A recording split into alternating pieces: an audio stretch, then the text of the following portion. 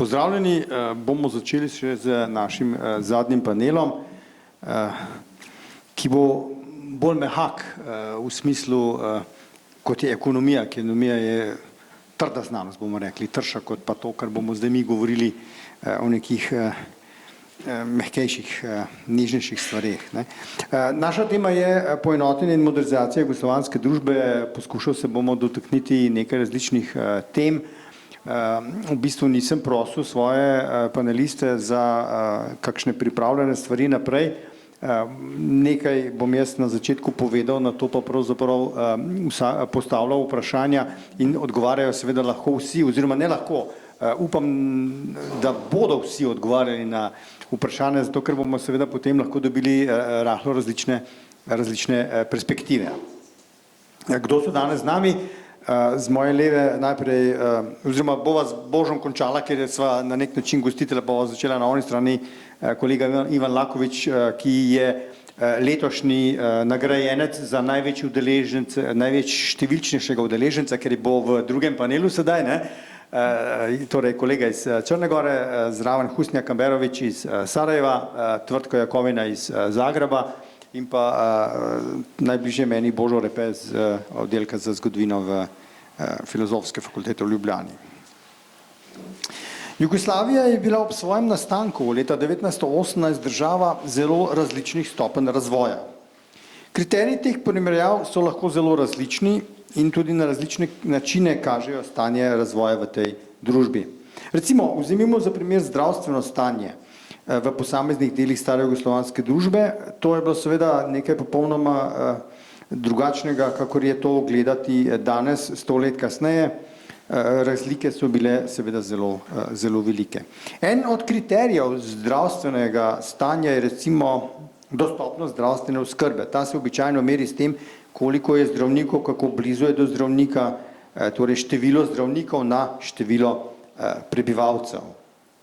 Dostopnost je bila seveda v različnih delih novo nastale kraljevine SHS zelo različna, potem so seveda potekali poskusi izboljševanja tega stanja, kar seveda je povezano z izobraževanjem zdravstvenega kadra v takšni in drugačni obliki. S tem zdravstvenim stanjem je recimo zelo hitro eno zanimivo vprašanje, ki nam pride na misel, je pričakovana življenjska doba posameznika, različne bolezni, ki razsajajo, umrljivost od otrok v različnih okoljih in tako naprej. Naslednji pomemben element je recimo, ko govorimo o modernizaciji, je izobraževanje. Izobraževanje ima seveda zagotovo zelo pomemben vpliv na razvoj, na modernizacijo jugoslovanske družbe oziroma jugoslovanskih družb, če lahko tudi množino pri tem uporabimo.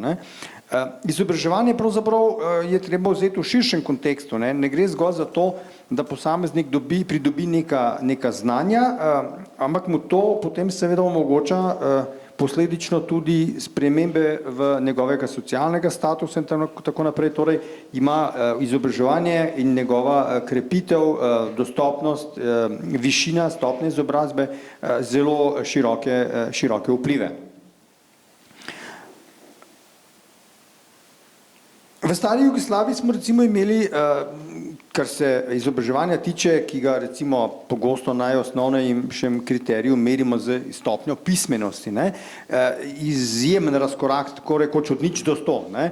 Torej v zahodnejših delih, ki so nekoč bili deli Avstro-Ogrske monarhije, torej Slovenija, Hrvaška, recimo tam do 10, odvisno zopet od dela posameznega od teh dveh, recimo kasneje republiko socializmu, tudi lahko slabšo številko, medtem ko je seveda proti vzhodu Bosna in Hercegovina, Sandža, Kosovo, Makedonija, je bila nepismenost seveda lahko še zelo mnogo višja, več 10% višja, včasih je lahko prišla tudi zelo blizu končni številki. Zdaj seveda dvigovanje izobrazbenega standarda je dolg proces, ki terja na eni strani obilo kadrov in rezultat ni viden jutri. do tega, da imamo pravzaprav pri vsem tem skupaj še eno nerodno situacijo, da pravzaprav ne glede na to, da pošiljamo otroke v šolo, da imamo vse več učiteljev, tudi doba šolanja se podaljšuje, imamo na drugi strani pa še vedno eno skupino prebivalstva, ki pravzaprav ostaja tam, kjer je bila, ne?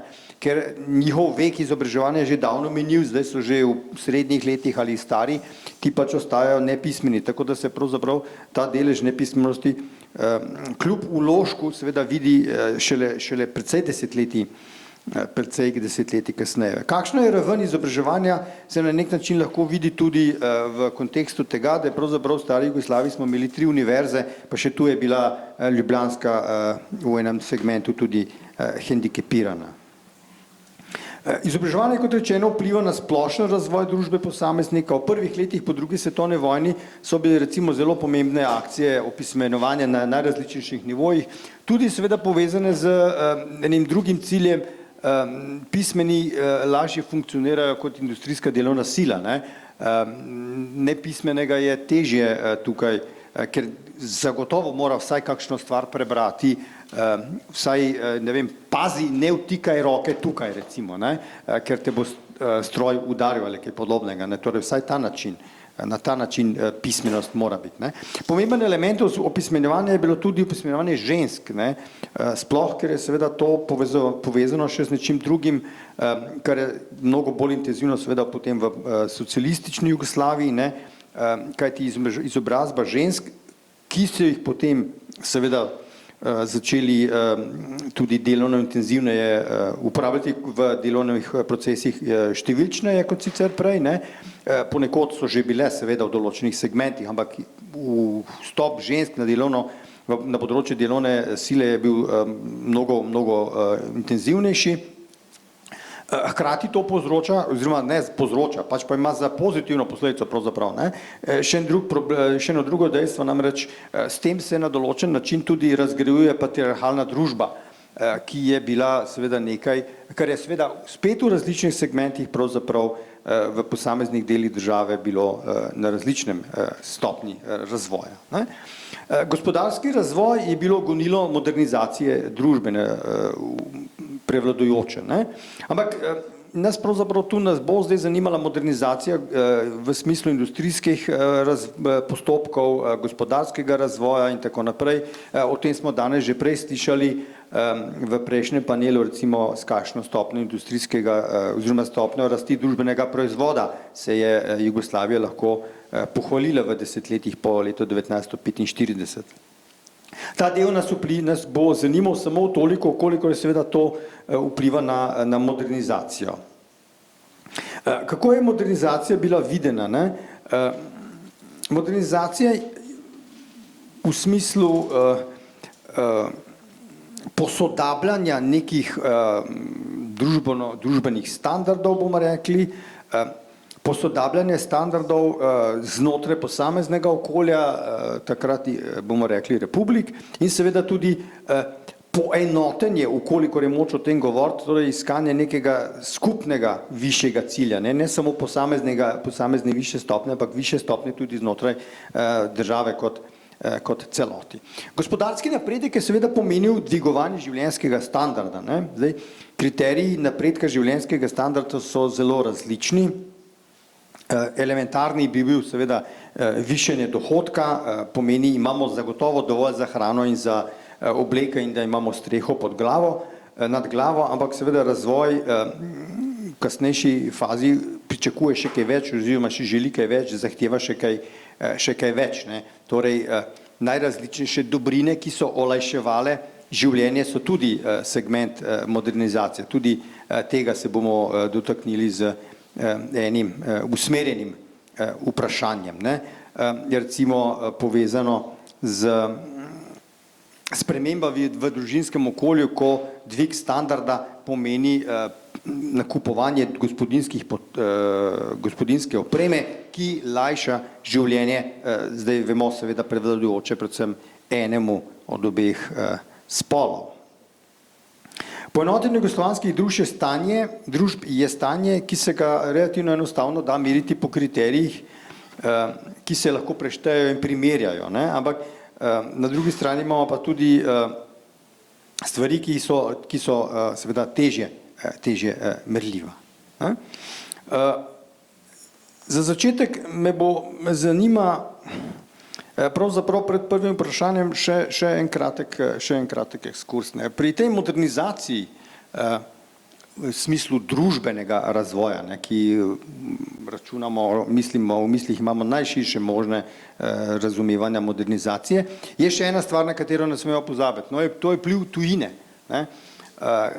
ki se recimo na relativno, bo kdo morda mislil ali pa rekel, na banalnih pojmih vidi, recimo glasba, moda in podobne stvari, tudi hrana in še kaj drugega, ko je recimo, kot vemo, jazz po letu 45 je najprej to dekadentna glasba, oziroma tuji vplivi, ki niso zaželeni in podobno, medtem ko potem v 50-ih letih je pa v bistvu pravzaprav boom ne samo jazza, ampak pravzaprav prepesnenja najrazličnejših popevk, šansonov in podobnih glasbenih zvrsti, ki so prišle z zahoda, torej s našimi besedili v vseh jezikih so podlagali, oziroma podlaga je bila pa vedno neka tuja glasba, od countryja pa vse naprej. Ali na drugi strani, kot primer odklona od modernizacije ali pa upanja na pot na modernizacijo, ko je leta 1946 so bile predstavljene bikinke, so bile na drugi strani pri nas v Jugoslaviji v precejšnjem prostoru ženske še zakrite. Pa ne zakrite zgolj čez ramena, ko so šle v cerkev, ampak seveda zakrite v kontekstu zakritosti obraza. No, zdaj pa začnem z vprašanjem. Ko smo bili v ponedeljek na otvoritvi, je med uvodnimi dvema glasbenima prispevkoma bila tudi pesem Hej, haj, brigade. Pesem je sicer kasnejšega datuma, ni iz Brčko-Banoviči, ampak je to, kot rečemo, komad iz 70-ih let znanega hrvaškega glasbenika Arsena Dedića. Zanima me, kakšen vpliv so v resnici imele mladinske delovne brigade na izobraževanje. Vemo, tam so bili najrazličnejši tečaji, začenši z opismenjevanjem, ampak opismenjevanje verjetno v 70-ih letih ni več element izobraževanja v mladinskih delovnih akcijah, ampak kaj drugega. Torej, a so imele mladinske delovne akcije vpliv na izobraževanje v najširšem smislu? Prej sem razmišljal, ko sem rekel, komu naj dam prvo to vprašanje, pa potem ostali naprej, sem rekel, moram Boža vprašati, ki ima pač med nami najvišji emšo, oziroma najstarejši je, najdlje časa že gazi to zemljo, kot rečejo, ampak potem me je pa razočaral, ker je rekel, da ni bil v mladinski delovni akciji, nobeni, ne glede na to, da bi recimo lahko bil, ampak kljub vsemu izvoli. Hvala lepa. Ja, jaz sem doma z Bleda iz turističnega kraja in sem bolj individualist, tako da sem delal zase, ne za brigade. Torej, najprej bi k temu, kar si povedal uvodoma, naredil neko distinkcijo, in sicer med modernizacijo in komercializacijo. To, da mi dobimo Coca-Colo in da morajo danes mamice voziti svoje otroke na Halloween na slovenske gradove, še ne pomeni recimo modernizacija. Modernizacija pa pomeni, če lahko ohranjamo in razvijamo neke temeljne pravice, ki smo jih dobili v socializmu. Žensko emancipacijo, pravico do razpolaganja z lastnim telesom in tako naprej, se pravi stvari, ki niso same po sebi umevne in ki jih jaz štejem za največje dosežke jugoslovanske modernizacije.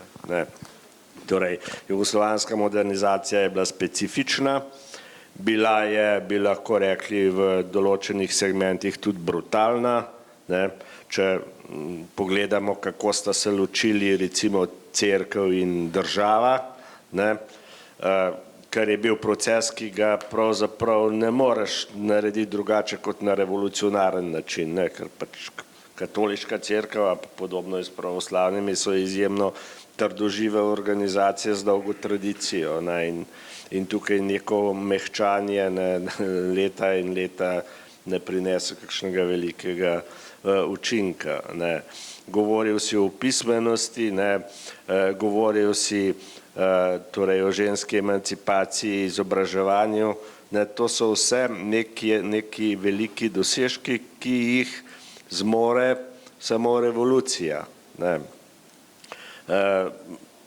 Če je stvar evolutivna, poteka mnogo počasneje, potrebno je mnogo več časa in tudi rezultat je manjši. Recimo, če povem samo en primer, ne, ki se vam bo morda zdel nenavaden, ampak še v začetku 60. let je v Franciji ali v Nemčiji ženska lahko delala vozniški izpit samo, če ji to dovolil mož ali oče, in tudi bančni račun je imela lahko samo, če ji dovolil mož ali oče. Ne, zdaj, kaj takega si je bilo v Jugoslaviji najbrž težko predstavljati v tistem času. Si pa najbrž kdo zelo lahko predstavlja danes, da bi bilo krasno, če bi bilo spet tako. Ne.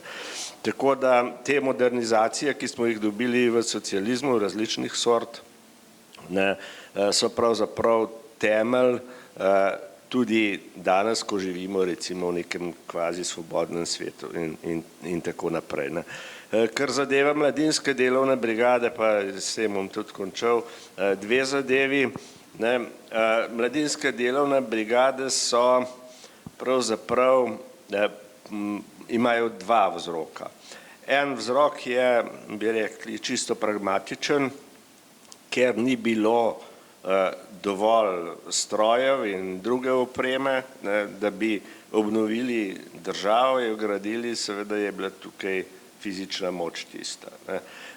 Drugi razlog pa izhaja iz ideologije, ne, iz tistega znanega gesla, ki ga je pri nas obesedil Boris Kidrič, junakom borbe naj sledi junaki dela. Se pravi, koncept socialistične vizije družbe je bil koncept kolektivizma, je bil koncept skupnosti, kjer je bilo vse podrejeno skupnosti, ne, individualnosti pa je bilo precej manj. To se potem začne v Sloveniji razvijati od 50. let naprej.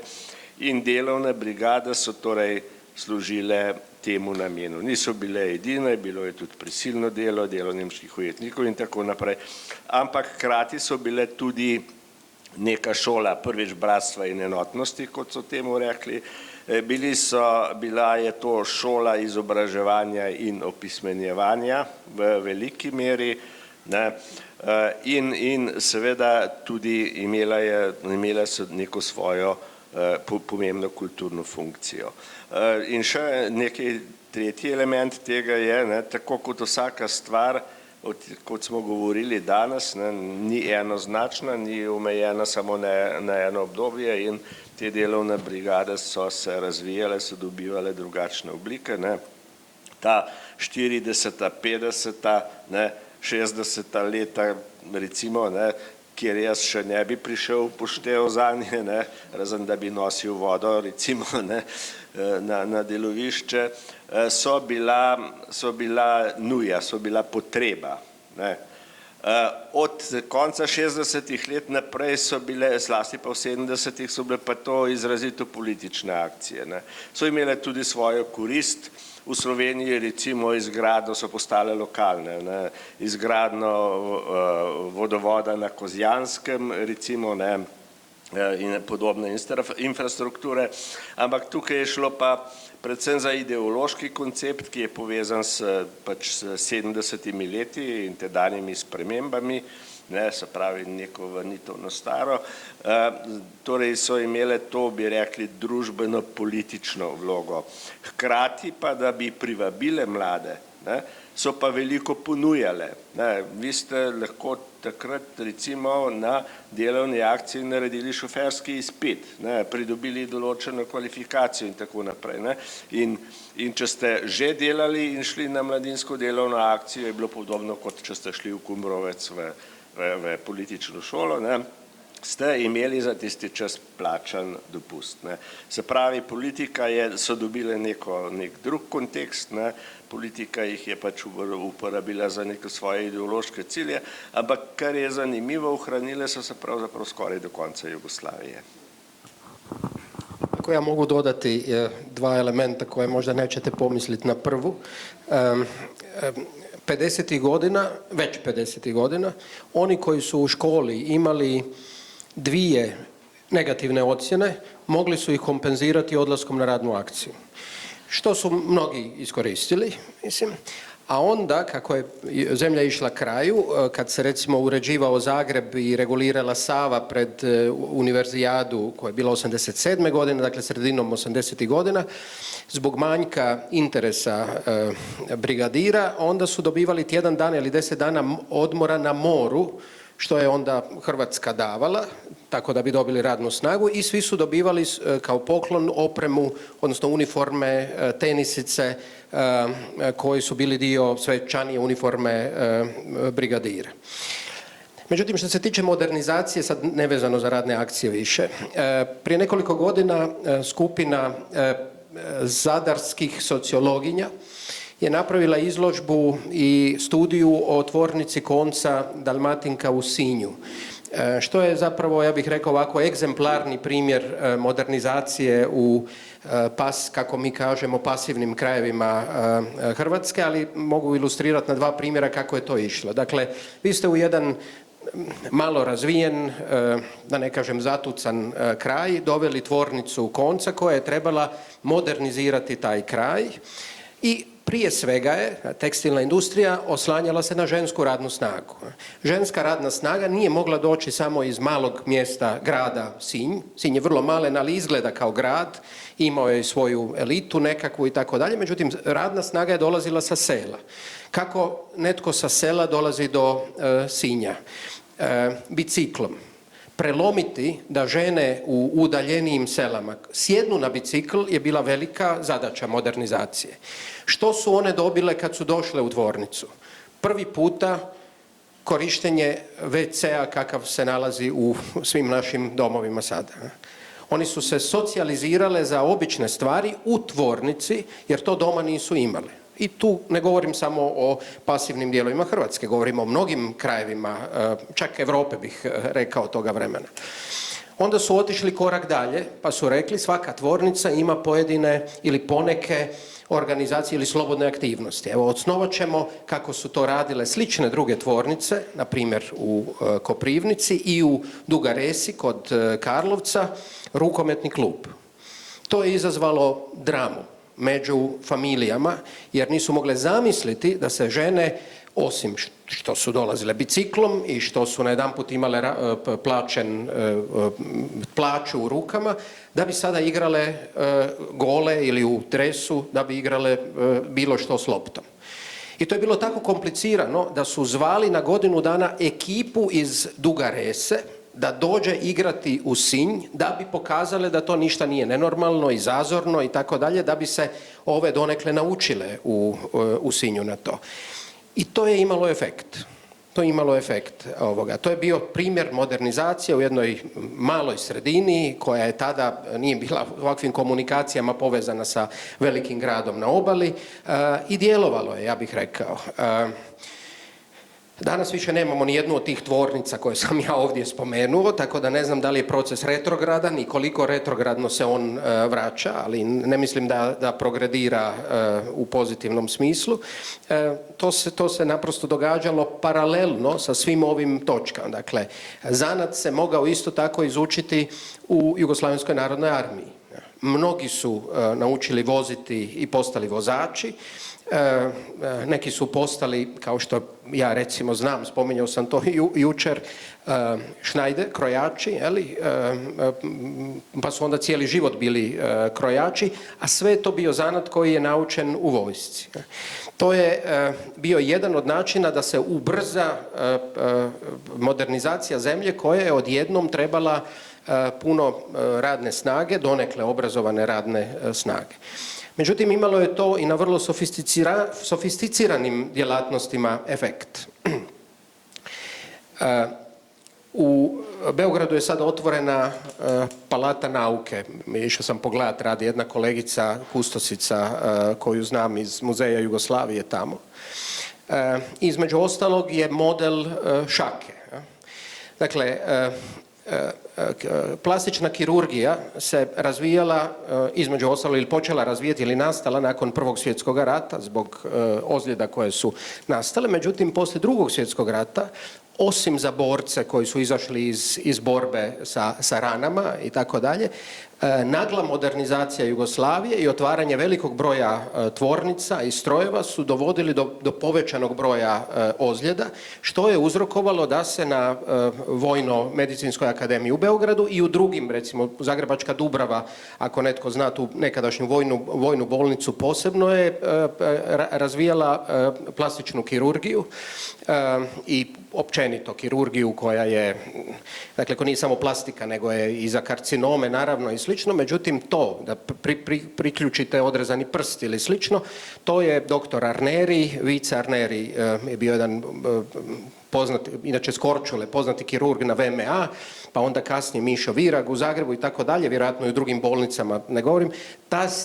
Taj se dio struke strašno brzo počeo razvijati iznad standarda koji je postojao u Europi. To je bio nadstandard kojeg su ovdje po zahvatima, neki zahvati su se zvali po tim ljudima, operacije penisa koje su se odvijale od Arnerija i slično su bile nadstandard onoga što smo imali u Europi. To su bili pozitivni elementi u vrijeme kad, i s tim ću onda završiti, kad, a citirat ću jednoga fizičara koji je živ, zove se Breer, u Zagrebu imaju danas laboratorije za ispitivanje krvi i sličnih stvari.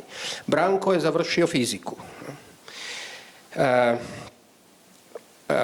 I jedan je od izumitelja strojeva za mamografiju i kontrolu karcinoma, naročito ženskih bolesti, koji je rekao, mi kad smo razvijali, a on je razvijao te uređaje u nečemu što se zvalo Brodarski institut u Zagrebu, koji su imali dobru opremu, sonare i sve to što je trebalo, rekao je, mi smo htjeli tada biti najbolji na svijetu. Moja ambicija je bila biti najbolja na svijetu. Taj tip ambicije koja je očito se mogla unatoč zemlji koja je bila specifična po mnogim stvarima razviti, je također nešto što mislim da danas nemamo.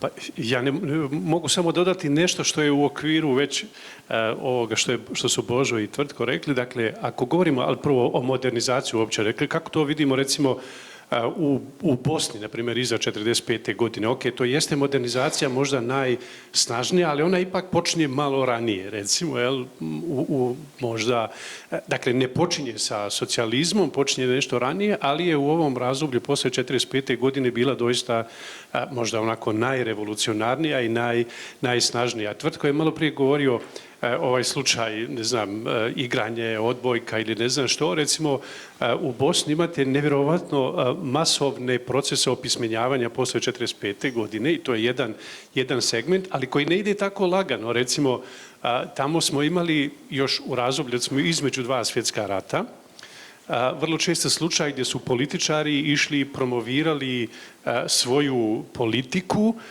tražili su podršku birača uz obećanje da neće otvoriti školu u tom selu. Dakle, njihova teza je bila, ako glasate za mene i za moju stranku, mi nećemo otvoriti školu u ovom selu, a to znači da će djeca moći ostati tu, moći će raditi s vama u polju i tako dalje. A iza 45. godine je to bilo još dramatičnije, recimo kad su se otvarale škole i kad su onda i ženska djeca morala ići u školu, to je bila prava drama, jer kako djeca mogu ići u školu, pogotovo ženska djeca gdje se još igra, ne znam, odbojka ili fiskultura, zamislite sad žensko dijete iz jednog zabačenog sela i sad ja mislim da to više nije bitno samo da li je to bilo ovo zabačeno bosansko selo ili neko hrvatsko selo, model je mislim isti, ali možda u Bosni samo malo specifičniji zbog muslimanske romske populacije, ali kako sad to ženska dijete može ići u školu i tamo, ne znam, vježbati, fiskultura, to ne dolazi u obzir. I možete čak i danas na video na YouTube-u pronaći nekoliko autentičnih videoklipova iz tog vremena, kad to su zvali neke komisije koje dolaze u sela popisivati djecu u školu i kad ženska djeca dođu i pred tom komisijom odbijaju ići u školu sa roditeljima, jel? Roditelji su ih doveli i roditelj kaže, pa evo, ja bih htio da ona ide u školu, međutim ona neće. I sad ta djevojčica pred tim članovima komisije kaže, ja neću da idem u školu, a otac joj kao prijeti, pa znaš, kćeri, trebala bi ići u školu. On kaže, neću babo, neću, ne želim ići u školu i tako dalje. Dakle, hoću da kažem da su to bile traumatični procesi, nisu bili tako jednostavni. I još možda jedno, ali ono gdje ja vidim možda veće modernizacijske neka veća modernizacijska pomjeranja, to je upravo ovaj transfer radne snage, recimo iz agrara u industriju, premda naravno znamo da industrija sama po sebi nije sama modernizacija, ali izaziva neke stvari koje su modernizacijske, ali taj transfer recimo radne snage iz agrara prije svega u industriju je, mislim, u Bosni bio jedan od puteva modernizacije i Tvrtko je pominjao otvaranje ovih raznih tvornica i tako dalje, recimo ne znam, prvi put susret sa toaletom ili ne znam, to su, ja se sjećam da sam negdje prije 40 godina recimo nailazio neke upute kako se ponašati, neki ministar daje upute kako se službenici u ministarstvu trebaju ponašati i onda kaže zabranjeno je bacati mrve kroz prozor ili ne znam, kad koristite toalet pustite vodu ili za muškarce posebno kad koristite toalet dignite dasku i tako dalje. Znači ja mislim da su, prvo to je pokazatelj kako je to društvo uopće bilo i kakvi su to ljudi dolazili u urbane centre, jel? I koji je to bio, ja bih rekao, sukob zapravo tog tradicionalnog društva sa nekim modernim vrijednostima. Sad, oko ovih radnih akcija, tu možda samo, možda je Bosna iza 45. godine to najviše iskusila, jer tu je bilo stvarno jako veliki broj ovih omladinskih radnih akcija. Mi i danas kad govorimo, prvo svi se srete pruge Šamac-Sarajevo ili Brčko-Banović i mislim, tu apsolutno sam saglasan o čemu je Božo rekao, to je bilo nedostatak radne snage, nemate mehanizacije i onda naravno koristite tu dobrovoljnu radnu snagu na taj način i to je stvarno funkcioniralo, kao što je Božo rekao, ti prvi par godina, poslije 60 ili 70 i to je nešto sasvim drugo. Ali ako znamo, na primjer, da je recimo na ovoj izgradnji pruge Šamac-Sarajevo koja je izgrađena fantastično brzo, je bilo preko 200.000 omladinaca ili da je u prvih, ne znam, u nekoliko tih ključnih omladinskih radnih akcija koji su recimo 46. pa onda Brčko-Banović pa Šamac-Sarajevo ili onda još izgradnja pruge od Doboja do Banja Luke, to je mislim završeno negdje 50. i 51. da je tu bilo više od 360.000 ljudi koji su, dakle omladinaca koji su učestvovali u tom radu, to je ogroman broj ljudi koji je prolazio sve ovo o čemu smo slušali. Dakle, neki su na kursevima se prvi put suočavali, učili čitati ili ne znam šta, ali možda još jedan detalj koji je tu važan, a to je, ja mislim da je taj, dakle, omladinske radne akcije ne samo kao faktor stvaranja nekog novog čovjeka unutar Jugoslavije nego zapravo i promocija nekog jedinstva prema vani. I meni se čini da je Tvrtko to vjerojatno bolje zna, to također bilo jako važno, dakle kako predstaviti Jugoslaviju koja tako jedinstveno, dakle, sudjeluje na izgradnji jednih objekata, bez obzira da li to bilo u Bosni, Srbiji ili Hrvatskoj ili Sloveniji, dakle uvijek su tu bili omladinci radne brigade koji su dolazili iz čitave Jugoslavije i to stvaranje jedinstva koje je onda zapravo trebalo predstaviti Jugoslaviju u inozemstvu kao jednu jedinstvenu cjelinu koja prolazi kroz tu integraciju. Malo prije smo čuli pozitivnu integraciju. I mislim da su ove omladinske radne brigade upravo tu imale također važnu ulogu. Ivan, ti si on dan v svojem prvem nastopu omenjal, govoril si o uvozu orožja, ZDA, pomoč in tako naprej. Ne? Namignil si tudi na modernizacijsko vlogo, ko si omenil, od 3 bagrov gre buldožerjev gre en civilni potrebi, 2 gre sta vojski. Ne? Zdaj, ko je omenil, v vojski si naredil izpit za kamion, ki ga itak nisi nikoli rabil, ker nisi vozil kamiona, kaj sploh ne v 50 letih, ker še osebnega avta ni bilo tako številčno. Ne? Ampak, da pa mogoče malo širše, kakšen je bil prispevek Jugoslovanske ljudske armade k modernizaciji Jugoslavije? Če se da to na kratko, seveda. Ne? Je bil ali ni bil? Lahko pa tudi tako, kot je prej kolega Kovač rekel, rečeš da ali ne? Kratko, ne. Šalu na stranu, kad bismo pričali sad 10 dana o uticaju Jugoslovenske narodne armije na modernizacijske procese u zemlji, ne bi nam bilo dovoljno.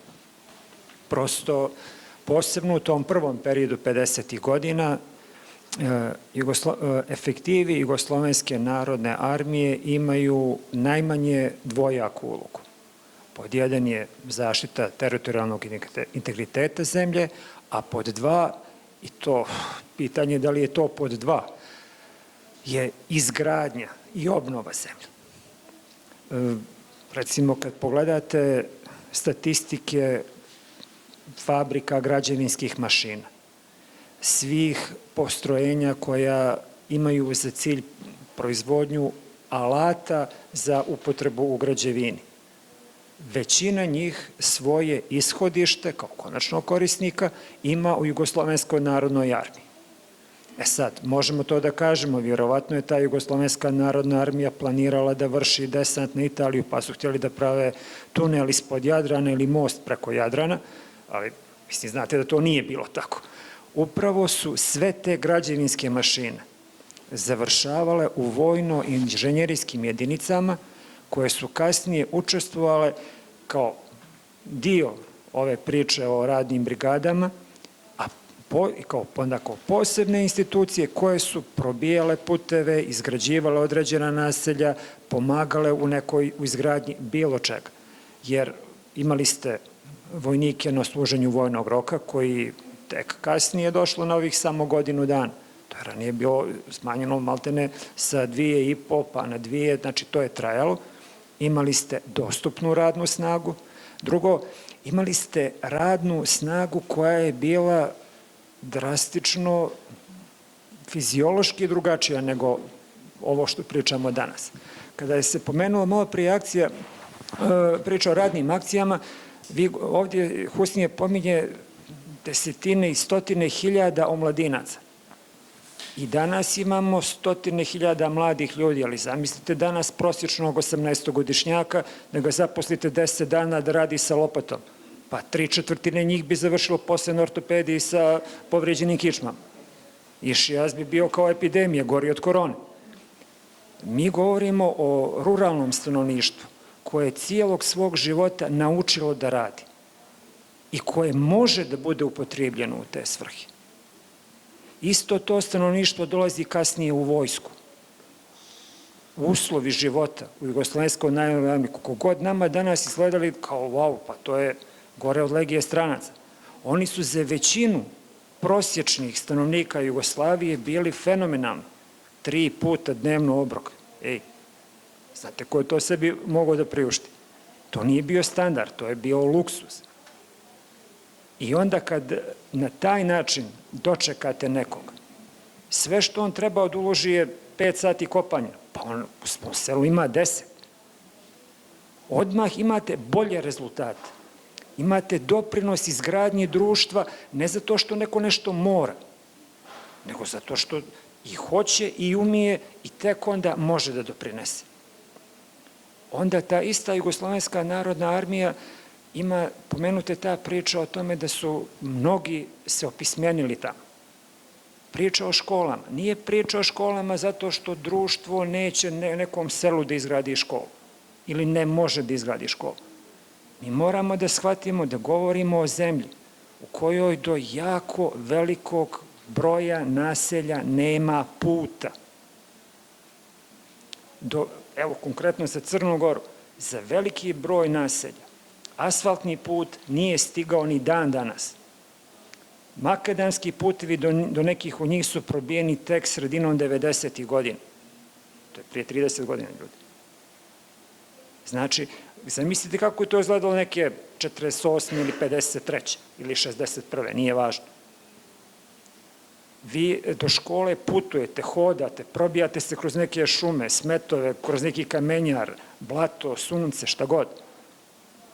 Prosto nije normalno i nije realno da vi možete da obrazujete ni na osnovnom nivou većinu svog stanovništva. Ali upravo sa 18 godina mladići odlaze u vojsku, obaveza koju ne mogu da izbjegnu, koju moraju da ispune i tu ih čeka, osim rasklapanja i sklapanja puške i ljuštenja krompira, čeka ih i učenje slova. Ne može da izađe iz vojske nepismen. Možda pušku nije naučio dobro da sklopi i rasklopi, ali je naučio da čita i piše. To je moment koji je strahovito važan. Koji je, drugo, što je Neven Borak juče pomenuo, imate škole rezervnih vojnih starješina.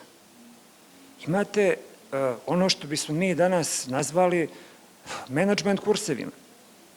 Vi u njima učite da dobijete 30 različitih ljudi iz različitih krajeva, različitih nivoa obrazovanja, društvenog porijekla, religijskih shvatanja i da ih sklopite u jednu cijelinu koja može da završi neki konkretan posao, kakav god taj posao bio.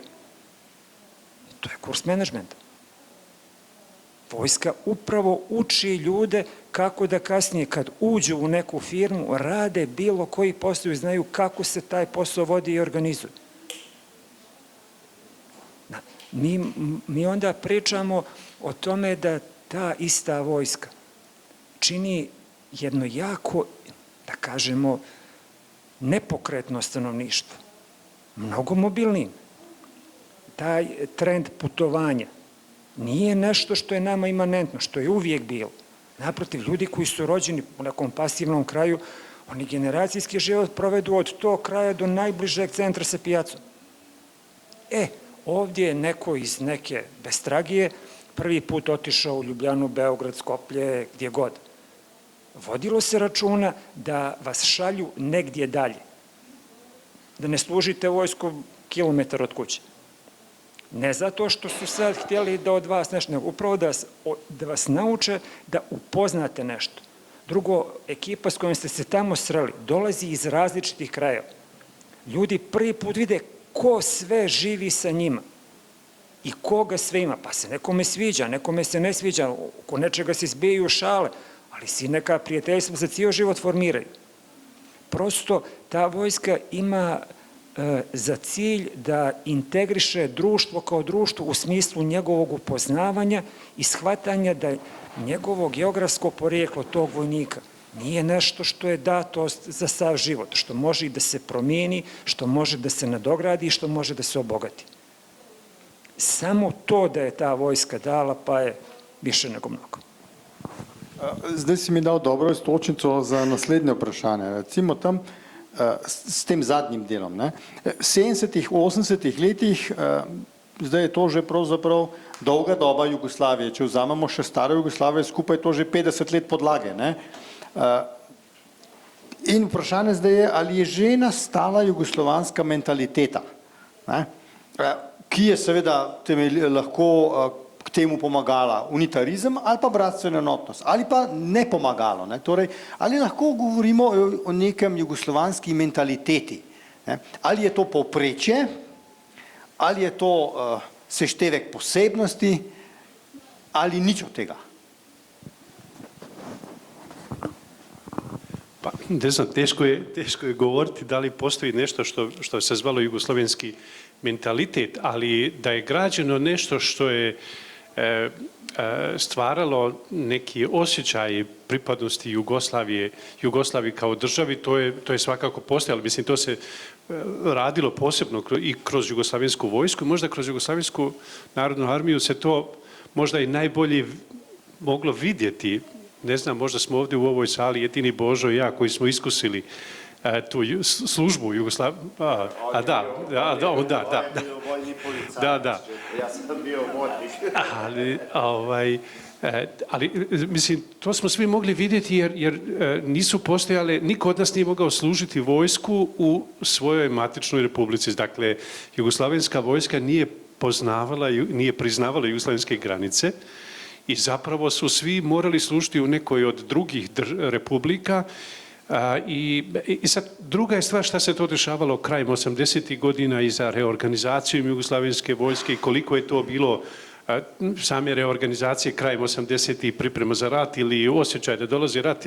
To je sad neka druga priča, ali ako govorimo o ranijoj historiji, dakle, onda se to neko zajedništvo jugoslavensko zapravo gradilo kroz Jugoslavensku narodnu armiju. Ja mislim da je možda istorijat Jugoslavenske narodne armije i taj proces stvaranja neke pripadnosti državi kroz vojsku bio možda čak usporediv sa, to Božo bolje zna, sa, na primjer, položajem turske vojske, recimo, ili armije Republike Turske, samo što se jugoslavenska vojska nije toliko intenzivno uključivala u jugoslavenske unutarnje neke probleme, za razliku od, recimo, turske armije koja je tu znala intervenirati, iako je jugoslavenska vojska kao i turska armija imala zadaću da brani između ostalog i socijalizam unutra,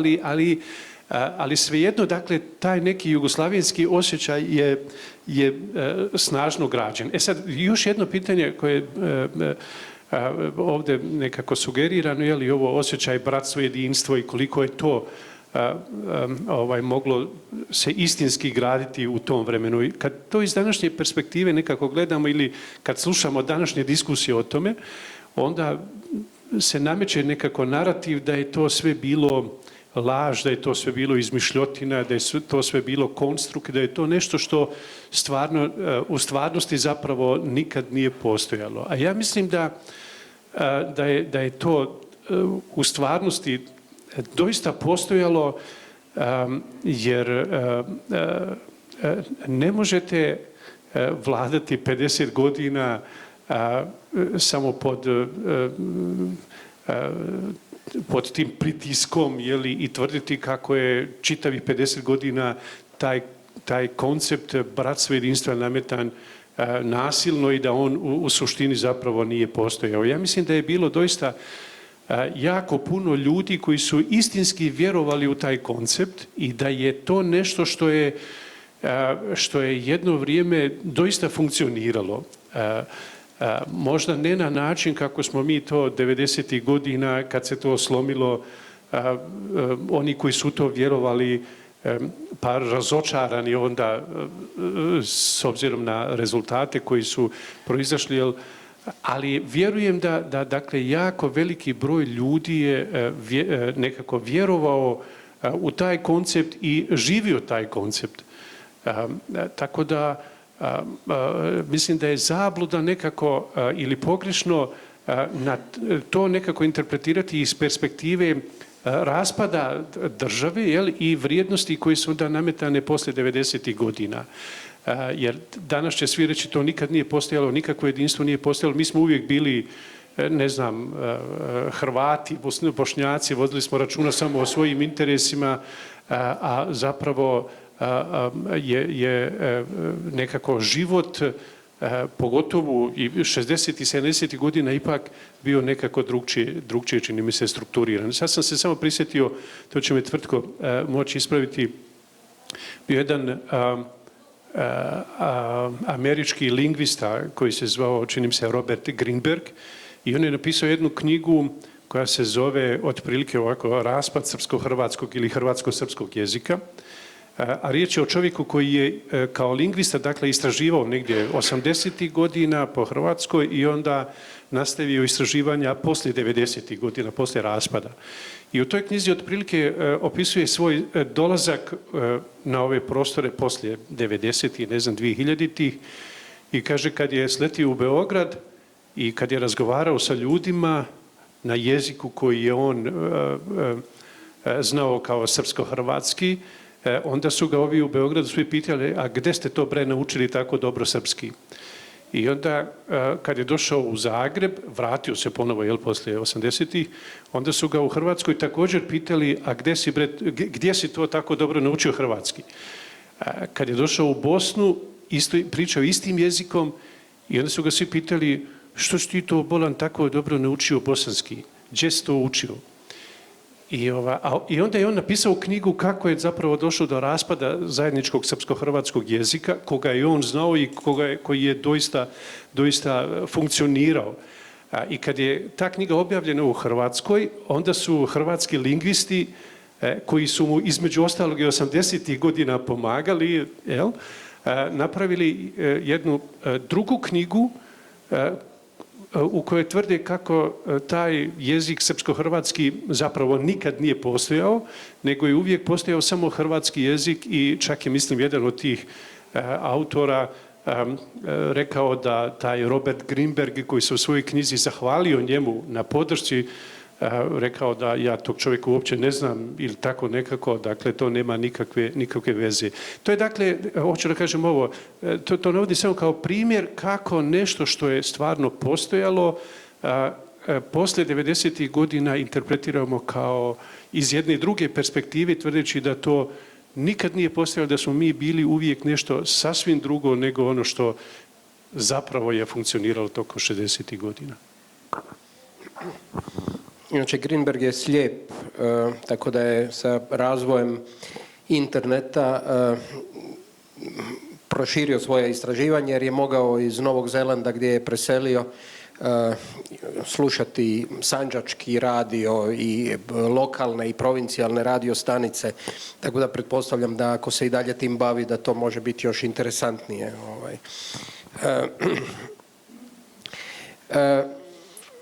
Ja sam nedavno rekao, ali mogu to ponoviti ovdje, da je fascinantno, 35 godina je sada neovisnih država i meni je naprosto fascinantno koliko je u Hrvatskoj sve negativno što se dogodilo bilo vezano za Jugoslaviju i to Titovu Jugoslaviju koja je trajala 45 godina. Sad Hrvatska postoji 35 godina, mi nikako da se maknemo od tog negativnog upliva svega što je bilo u Titovoj Jugoslaviji, a u isto vrijeme svi su bili disidenti, nitko nije bio iskren ni u čemu što se događalo, svi su bili vjernici, sve je bilo lažno, naopako, površno, nije se primilo i tako dalje, a traje. Evo sada, samo što nećemo ući u zadnje desetljeće, ali svega toga. Dakle, nešto drugo postoji. Ja tu ću citirati singapurskog ministra bivšeg vanjskih poslova koji je bio nedavno u Zagrebu, koji je govorio o svom, ne samo o svom kontekstu, govorio je o kontekstu nekih od azijskih režima. Režim ne mora biti ni demokratski, ne mora biti niti do kraja pravedan, nego oni koji u njemu žive moraju pronaći dovoljno elemenata koji ih zadovoljava i koji im čini takvo društvo prihvatljivim da bi to društvo opstajalo.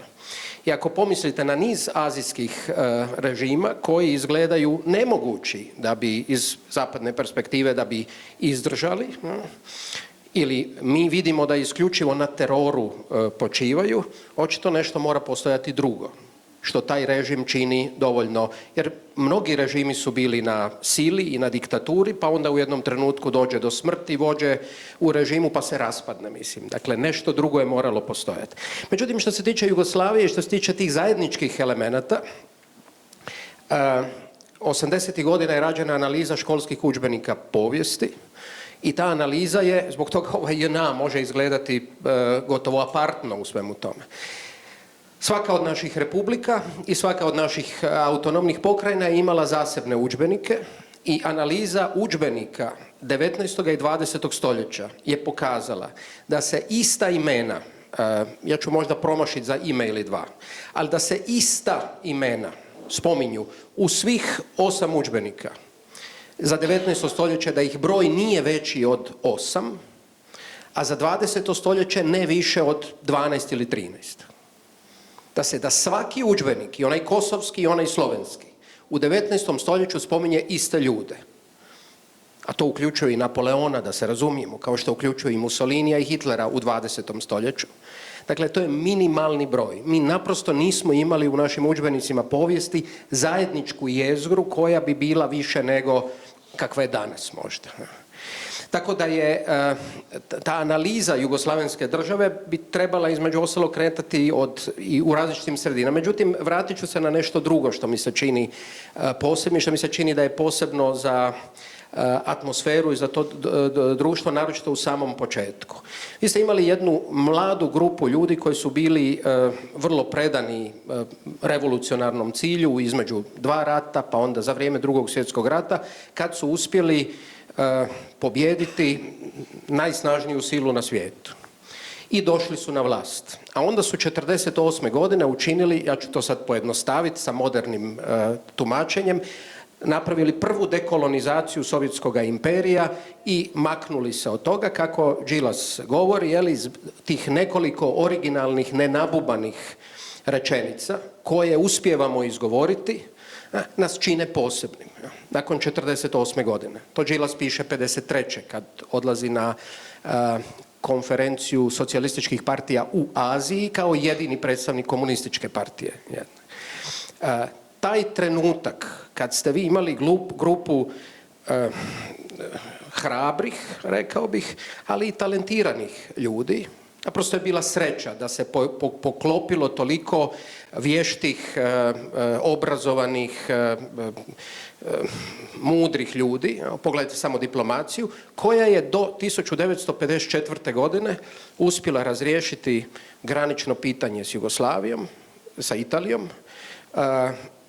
i to na inzistiranje Sjedinjenih država i Ujedinjenoga kraljevstva, koja je uspjela riješiti naš strateški položaj sa Balkanskim paktom, sa 2 NATO članice, i koja je uspjela preživjeti prekid sa Sovjetskim savezom u zemlji koja je po mnogim elementima bila sklona suradnji sa Rusijom. Neki zbog vjerskih razloga, pogledajte još danas u Srbiji kakvo je raspoloženje, a kako je u onoj situaciji bilo. Kad smo graničili sa sovjetskim satelitima, kad je Sovjetski savez bio pobjednik u Drugom svjetskom ratu, i vi ste uspjeli, kad ste vi vjerovali u tu ideologiju, i vi ste se uspjeli otrgnuti od svega toga i preživjeti. To je dalo, ja bih rekao, jednu posebnu snagu toj grupi političara i diplomata koji su na drugačiji način mogli zastupati zemlju. I to je olakšalo, ja bih rekao, i opstanak i stvaranje. Što je bilo dalje sa identitetom? Ja ću se vratiti na ove primjere udžbenika povijesti, ali naprosto je bila drugačija filozofija, ja bih rekao, razvoja. Vi ste imali neke elemente koje su bile savezni, negdje gdje su se ti elementi tako razvijali, ali i oni su i dalje, ako bih htio biti vrlo grub, onda ovo da ste iz jedne republike, nije to za svakog vrijedilo, da niste išli u svoju republiku, bilo je izuzetaka, ali načelno se nije išlo na službu vojnog roka. Tako, ja znam jednoga iz Bara koji je išao u Tivat na služenje vojnog roka, tako da sigurno je bila, uvijek je bila veza. Bilo je, znam ja primjere nekih koji nisu išli u vojsku, ali znam i druge primjere, da ste tobože išli daleko pa ste išli u Karlovac, ali ste imali roditelje ili ste baku imali u Karlovcu i tako dalje. Sad ja ne govorim koji poznati diplomati su bili u toj priči uključeni. Međutim, tu ste stvarali isto radnu snagu koja je iz drugih republika mogla otići u razvijenije republike jer se socijalizirala unutar jugoslavenskog konteksta lakše. Su sjeverozapadne republike trebale više radne snage ili brodogradilišta trebala više radne snage, tako da se to, ja bih rekao, događalo usporedo. Je li postojala neka druga jugoslavenska kultura To nisam 100% siguran. Dakle, osim što su oni najbolji predstavljali, se mogli prikazati kao dio jugoslavenskog. Dakle, da li je Mihajlo Lalić bio crnogorski ili jugoslavenski pjesnik? Da li je Krleža hrvatski ili jugoslavenski pisac? Tu ne znam, mislim da to nismo na taj način dijelili. Ja, torej, če bi nadaljeval s tvojim modernim jezikom, bi rekel, da je bila Jugoslavija prva postimperialna sovjetska država. Ampak Bojan je pravzaprav na začetku odprl dve vprašanje, ki sta resni in bi zahtevali globoko debato, ki je zdaj nismo več zmožni, ampak vseeno, jaz jo bom samo nakazal. Eno je vprašanje relacije med modernizacijo in ustvarjanjem nacije.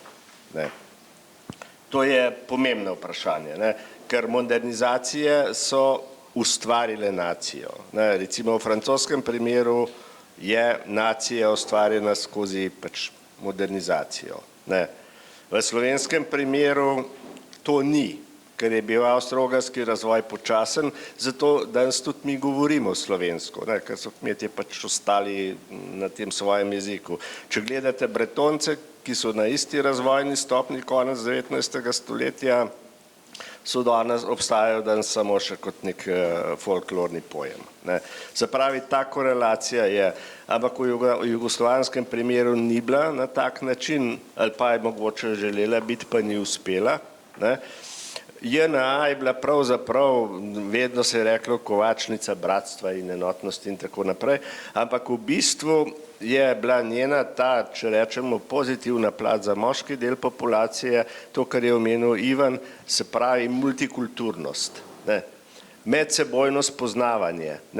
Slovenci so se prvič srečali z muslimani, z njihovimi navadami, s tem, da oni ne jedo svinjskega mesa in tako naprej. Cel kup teh stvari je bilo, ker smo živeli v državi, kjer nismo bili povezani. In sedaj, če govorimo o tej, jaz ne bi rekel, recimo, ali pa na nek način jugoslovanski kulturi ali pa skupni identiteti, se je ta v resnici izven politike razvijala nekje v 60. in 70. morda še malo 80. letih. To je pa povezano z mediji. Povezano je s televizijo, povezano je z jugoslovanskimi nadaljevankami, s katerimi smo se vsi identificirali, z jugoslovanskim filmom, z jugoslovanskim jugorokom in z jugoslovanskim športom, ker so se začele, ni bilo mogoče iti na tekmo v Beograd, ampak ker je bila televizija, seveda smo to vse spremljali. In to je obdobje, bi jaz rekel, najbolj naravnega jugoslovanstva, ti 20 leti približno. V 80-ih so pa zrasle generacije, ki jih Jugoslavija ni več zanimala, govorim za Slovenijo, ki Jugoslavije niso poznali. Če si v začetku 90-ih ali pa koncu 80-ih let, jaz sem takrat učil v srednji šoli, vprašal učence, kdo od vas je bil v Beogradu, ni dvignil roko nihče, razen če je imel sorodnike tam ali pa je bil tam. Če si vprašal, kdo od vas je bil v Londonu ali pa v Parizu, jih je dvignilo roko 2/3. Ekskurzije, šolski izleti, to je bilo usmerjeno na zahod in tako naprej. Se pravi, takrat je bilo konec tega, ampak ti 2 desetletji vmes, recimo pa je, pa sta taki. In zdaj drugo vprašanje, ki je zelo, recimo tako, bom rekel tudi na nek način problematično, je vprašanje odnosa med demokracijo in med modernizacijo. Ali je modernizacija možna z demokracijo? To je zelo, se vam morda ne zdi, da je to problematično vprašanje. Po načelu, ne vem, neke logike bi rekel, več je demokracije, več je modernizacije. Ampak ni tako. Poglejte, povedal bom nekaj primerov. Ali bi lahko v Bosni ženske snele Feradža ali pa na Kosovu, če bi bila demokracija. Ta stara, ni šanse. Poglejte, obdobje, recimo, ko je Jugoslavija zelo uspešno šla skozi črne koze, pandemijo črnih koz. Priti, slovenski zdravniki so bili poslani na Kosovo, recimo, skupaj z vojsko. Priti v neko hišo in vakcinirati ženske, to je bilo še v tistem obdobju nekaj nepredstavljivega. Poglejte danes, ali recimo vakcinacije. Moja generacija in kasneje to ni bilo debate. Vse otroške bolezni. Poglejte, danes imamo demokracijo, danes se starši odločajo in se ne odločajo, znova so se pojavile garje, nepredstavljivo in tako naprej. In recimo vprašanja, ki so se pojavljala v času covida. En naš starejši kolega vedno reče, konec civilizacije je razsvetljeni absolutizem. To je najboljša oblika vladavine. Lahko se seveda s tem strinjamo ali pa ne, seveda se ne, ampak določene procese modernizacije, po mojem mnenju, in tako je bilo tudi z Jugoslavijo, ni bilo mogoče izvesti drugače kot na prisilen način. To se seveda potem obesi na komunizem in ne vem kaj, ampak katerakoli oblast hoče izvesti to modernizacijo, jo lahko izvede samo na tak način. No in za konec še, recimo, da bomo tudi malo na anekdotah, ko sem bil pred leti v Črni Gori, Ivan najbrž to pozna, je bil tam na nekem zidu napis: vi ne možete ni ofarbati što smo mi izgradili.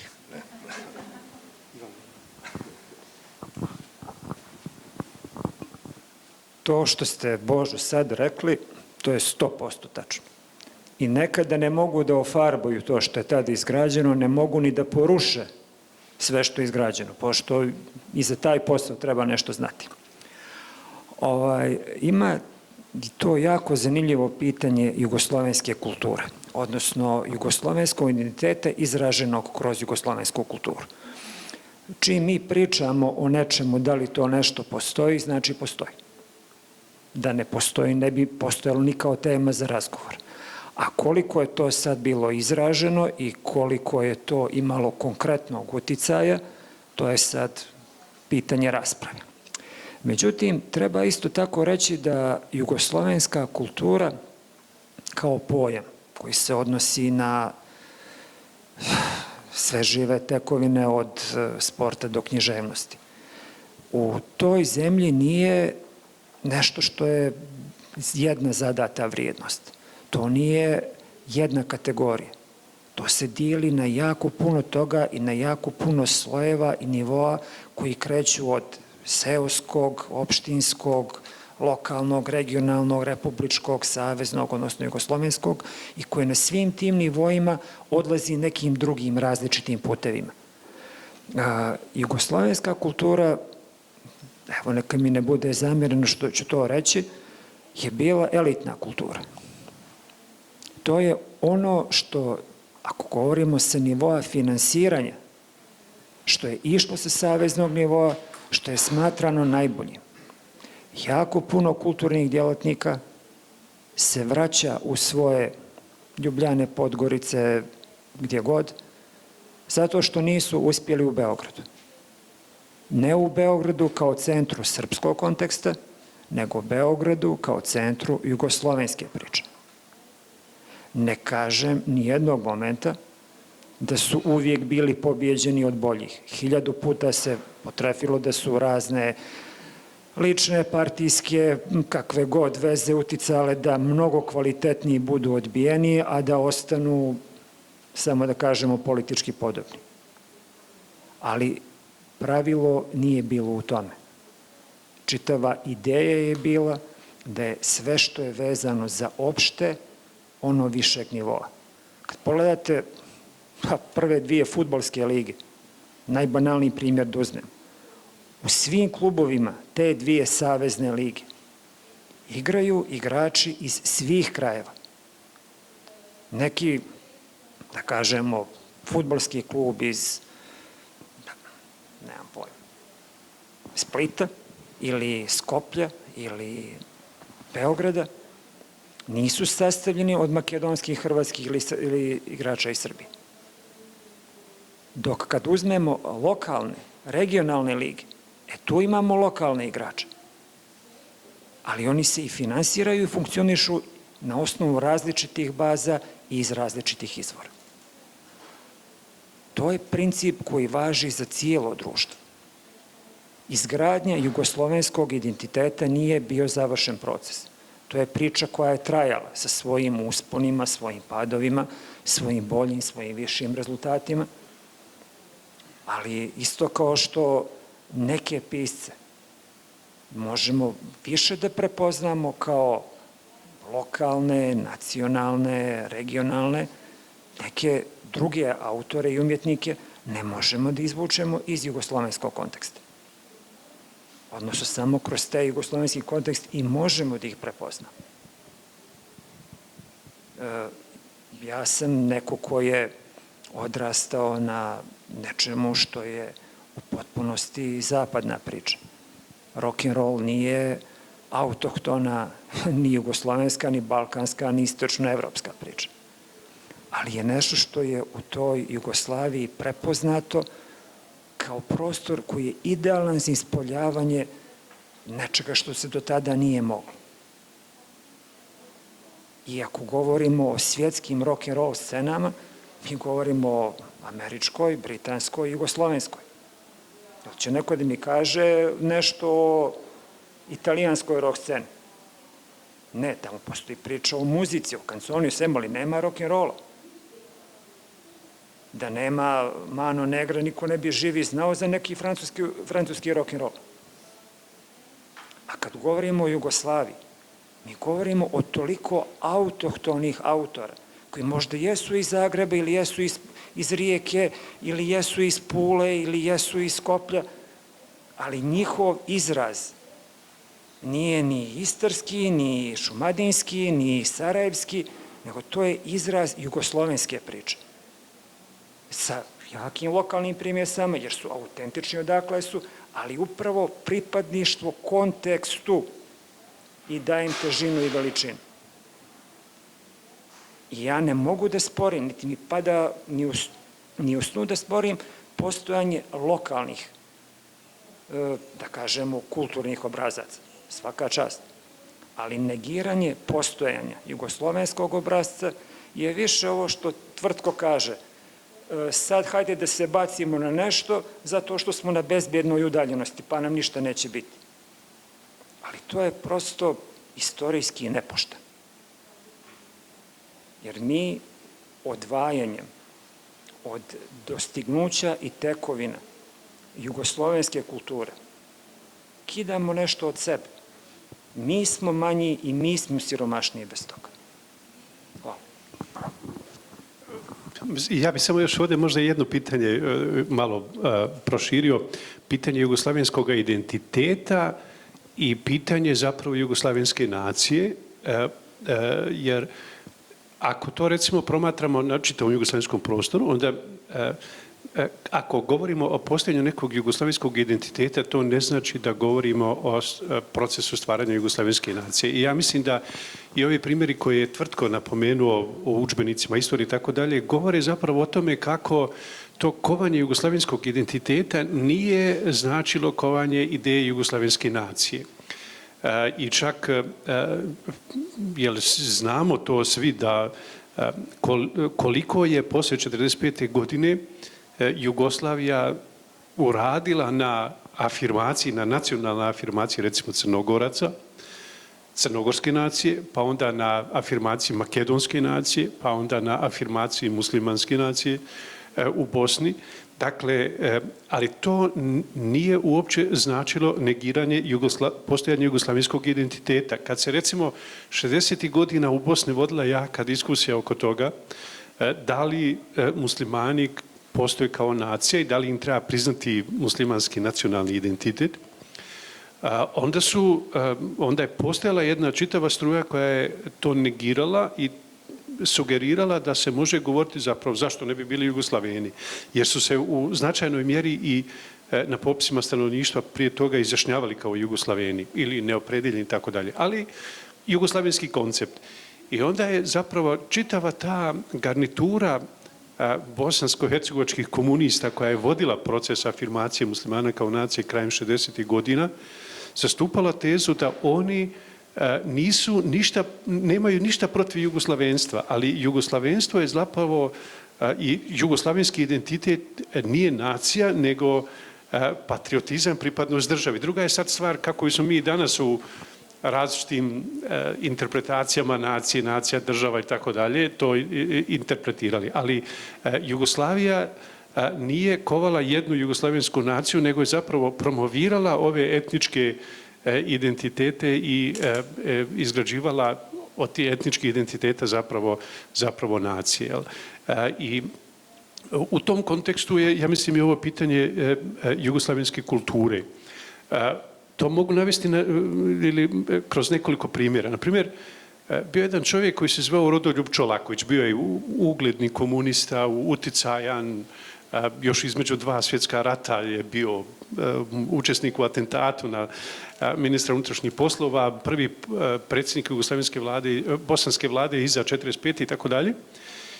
I recimo, ja sam se bio šokirao kad sam čitao njegov dnevnik kraj 60. i početku 70.